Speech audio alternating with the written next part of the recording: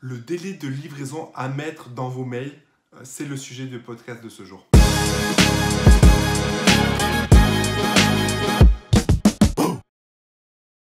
Salut à toi et bienvenue sur ma chaîne.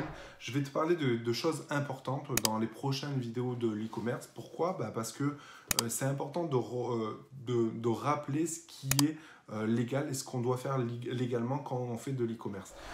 Actuellement, on voit beaucoup de choses dans l'e-commerce et notamment dans le dropshipping, à savoir que les gens notent expédier sous 24 heures, mais ça ne suffit pas, ou expédier sous 24 ou 48 heures. Ça ne suffit pas, il faut vraiment marquer le délai de livraison. Et pour moi, pour ma part, ayant eu un contrôle, ayant eu un rendez-vous avec la DGCRF récemment, je me dois de vous apporter ces précisions parce que c'est la DGCRF qui m'a apporté ces mêmes précisions. Normalement, vous devez de marquer le délai de livraison dans le mail, en confirmation de mail, vous dire à la personne, vous pouvez...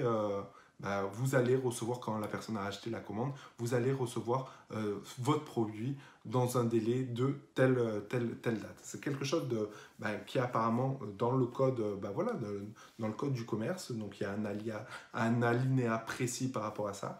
Et du coup, vous devez de rajouter cette mention dans chacun de vos mails de confirmation. Donc ça, c'est quelque chose de très important parce que on n'est jamais à l'abri d'un contrôle de la DGCRF, d'un rappel à l'ordre, parce que on est censé savoir comment ça marche, comment faire de l'e-commerce, etc. Mais il peut nous arriver de faire des erreurs, etc. Donc après, à ces erreurs, vous pouvez avoir un contrôle. Donc c'est pas parce que vous avez un contrôle de la DGCRF ou de n'importe quel autre service que c'est mal, que vous êtes foutu, etc.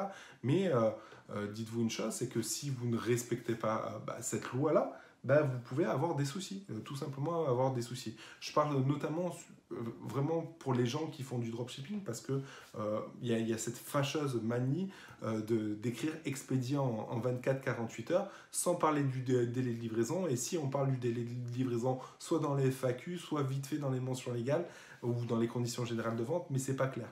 Et du coup, il me disait que vraiment, il faut les noter dans le mail, c'est la loi, et on peut on peut être verbalisé à cause de ça. Et j'ai envie de te dire, on doit même rajouter le délai de rétractation, qui a possibilité d'avoir ce délai de rétractation.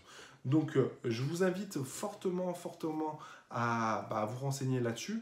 Moi, j'aurai l'occasion de faire une multitude de podcasts avec un avocat où on va aborder tous ces sujets-là. Encore une fois, si vous avez un doute sur votre site, etc., n'hésitez pas à envoyer votre site, à demander à la DGCRF si ce site il est conforme. Ils sont là pour répondre réellement à toutes ces attentes, mais encore une fois, vous êtes débutant, vous ne savez pas, vous n'avez pas forcément toutes les informations, et c'est à nous en tant que formateur ou en tant qu'ancien de l'e-commerce, c'est à nous de vous donner ce genre d'informations. Donc j'espère que vous allez mettre ça en place suite à ma vidéo. Je pense que c'est important de le mettre en place parce qu'on n'est jamais à l'abri, d'autant plus qu'en ce moment, le dropshipping est mis à mal dans le sens où il est mal vu par rapport à tout ce qui s'est passé récemment. Et du coup, la DGCRF porte un regard d'un peu plus près sur tous ces types de sites-là, et j'aurai l'occasion de faire d'autres sujets à ce niveau-là. Voilà, si cette vidéo t'a plu, n'hésite pas à me liker. Si ce sujet a été important pour toi et t'a apporté quelque chose, n'hésite pas à me le mettre en commentaire. Sinon, je te dis à bientôt dans une prochaine vidéo. Ciao!